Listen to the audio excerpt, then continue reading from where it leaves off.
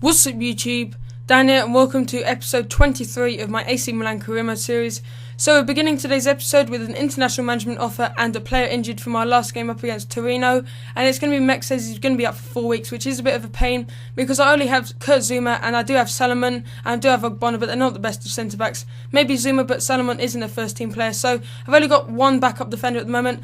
But look at this international management offer. Lately I have been getting a bit of a bad international management offers from teams like Bolivia, like the 3-star teams, and I finally got a good one. It's from England and I accept that. Obviously you would accept that, and I'm now the manager of England, and you're going to see over the next couple of episodes that I'm going to be using them a lot, so I'm going to have a lot of fun with that. They have a really pacey team, really strong team, really overpowered team in my opinion, because they are good in their separate clubs for their actual teams, like for instance players like Ashley Young, quite good for Man United, but when they step onto the international stage they're not very good. But moving on into our next game up against Sassuolo, I think that's how you say it, I don't even know how to say that name, but they are currently 20th in the table at the moment, so I didn't think I needed to play this game. I did actually play a weak team because the next game is up against Juventus, which is actually going to be a huge game. So Carmona gets the first goal of the game. Pizzini does get injured, which is worrying as well, because I really only have two strikers. I have Balotelli and I do have Pizzini, but El Shaarawy and Royce are normally centre forwards, which are basically wider players, so I like to have Balotelli and Pizzini as my two strikers. So we were 1-0 up at this point, and I did play a weak team, as you can see. The defence was quite strong, but the midfield and the strikers weren't very strong. So here you see a training injury to start off, but look at that manager role at Barcelona. I'll get more into that. But De Sigli is going to be out for 2 months, which again is a real pain. But none of my main players like El Shaarawy and Royce and Balotelli aren't getting injured, so that's really good, and I want to keep that. So look at this. Manager role at Barcelona, 28,000 per week, and I know this is going to be a separate AC Milan career mode, but maybe in the future, maybe in FIFA 14, I might do a Barcelona career mode series. I was thinking about it for a bit, as you can see here, but would you like me to do a Barcelona career mode in the future? Tell me that in the comment section below.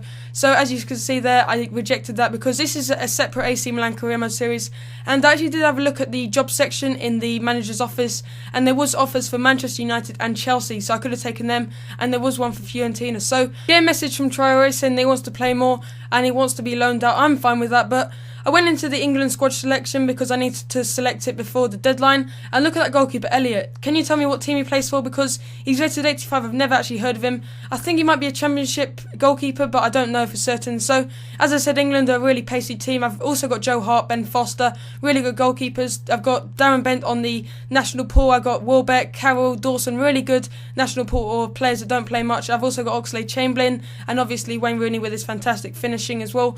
But I'm surprised I didn't see Gerrard or Lampard. I don't think they're playing anymore. I think they're retired from international football for certain, but I think they've also retired from their clubs like Liverpool and Chelsea, obviously. So as you see here, we get a message there, and El Shaarawy literally went to town with the messages here. You're going to see over the next couple of episodes he's really happy with the club, and I'm happy for him, and he isn't really having the best of seasons. I've talked about this a couple of times, but we're into a game up against Juventus. I just want to quickly talk about the time I've played each half, and I know it's kind of dragging on a little bit, and I think that's partly down to I've been playing 6 minutes a half, but after these next couple of games I start going to 4 minutes a half because I see a lot of other YouTubers playing 4 minutes a half, so I've realised that I need to go to that because it's a lot quicker and the games only last 10 minutes instead of like 20 minutes. So this is a really important game up against Juventus, and we are currently third in the table, 2 points behind top, which is Inter Milan I think at the moment. So it's really tight at the top, and I went for a shot there with Constant, really unlucky there.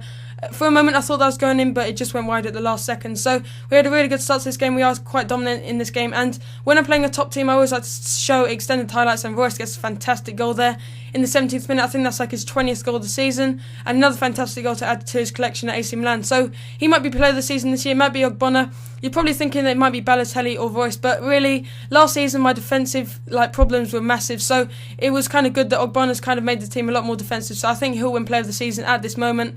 But Royce gets another shot there, saved by Buffon. By the way, Buffon, even though he's quite old, is still a fantastic goalkeeper, really good reflexes.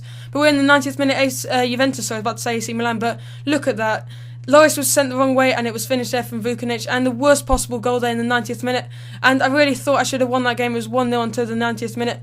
I had a lot of chances, as you saw from the highlights, but Vukanic managed to get a goal in the 90th minute, and Loris actually got the man of the match there with an 8.0, so we actually drew that game 1-1, which is a bit disappointing. But we have actually got a game up against Feyenoord coming up, but first I want to show you the squad report, and there's a lot of growth going on in the team, as you can see there. Hugo Lloris worth 8 million and rated 89, which is fantastic. Look at his goalkeeping diving, 92. Abate's actually got 97 sprint speed or 98 something, and his stamina's actually 99, so that's fantastic. He plays most of the season, and that's why I really like him, not thinking of replacing him. So Kazuma gone up to 77 now, only 18 years old.